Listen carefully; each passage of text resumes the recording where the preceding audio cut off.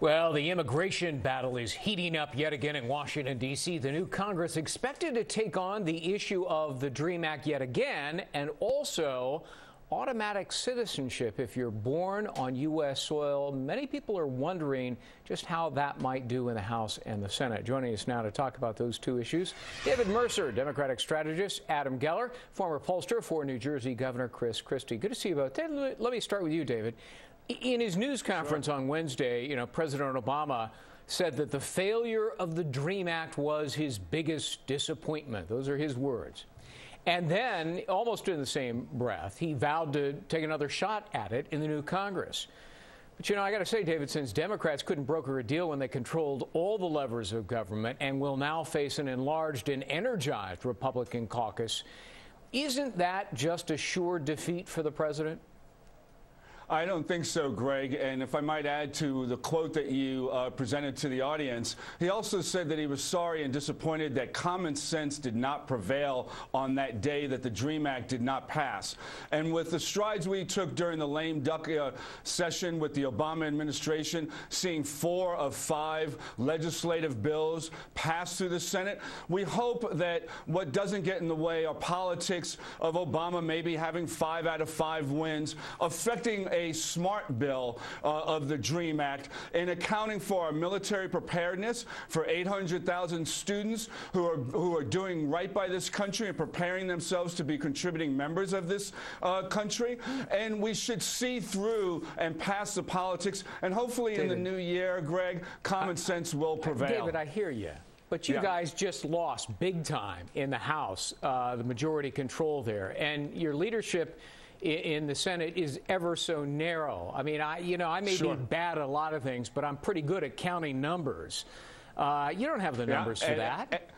Well, let me tell you, Greg, we have the numbers in passing the legislation we did, and we will continue to fight on behalf of the American public to right the course that we've been trying to correct for the past 2 years. Yeah. And I think that, again, common sense will prevail. You'll see more bipartisanship with both the majority in the Senate being Democrats and the president being now in control of the White House, of course, with a Republican House majority. I think that people want to see bipartisan. Democrats. Adam, let me go to you on the other subject. Children born in the U.S. to parents who were here illegally, as you know, enjoy automatic citizenship, 14th Amendment. If Republicans try to change that by altering the 14th Amendment, that might please the party faithful, but wouldn't it further alienate the growing Latino vote? And you in the GOP can ill afford that. Well, the first thing I would say is that, some constitutionalists would say that the 14th Amendment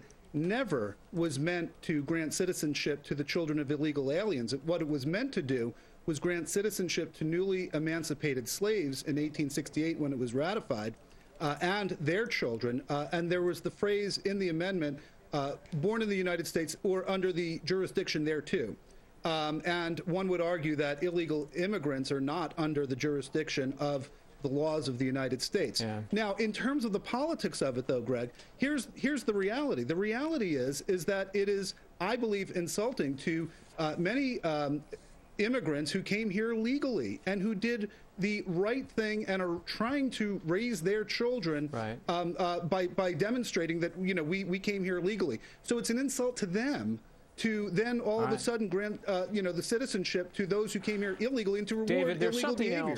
David, there's something else that's going on here. Congress apparently is going to try to force employers to use this new web system that's still being developed. It's called E-Verify, to check that all workers are here in the United States legally. Would you agree that that is a good idea that Democrats should embrace? I think we need to account for those that are trying to stand up for this country, protect this country as they're serving side by side with those in the military or seeking a college education. And we have to create a course and a path to citizenship. And that's what the DREAM Act does. Sure, we should all be able to verify our documentation, but let's stay on course with what we set out. 54% of the American public are in accord with the DREAM Act. And I might add to the numbers, 60% of independents favor this DREAM Act. And when we're going into a re-election in 2012, I think they should take account, Republicans should take account of those numbers before they think about you talked about the DREAM again. Act, but I'm going to let you get away with it only because it's a day after Christmas. David Mercer and Adam, Thank you, Greg. I shortchanged you. I'll make it up to you next time. Adam Geller, David Mercer, Merry Christmas. Happy New Year. Merry Christmas to you and Adam. Good to see you.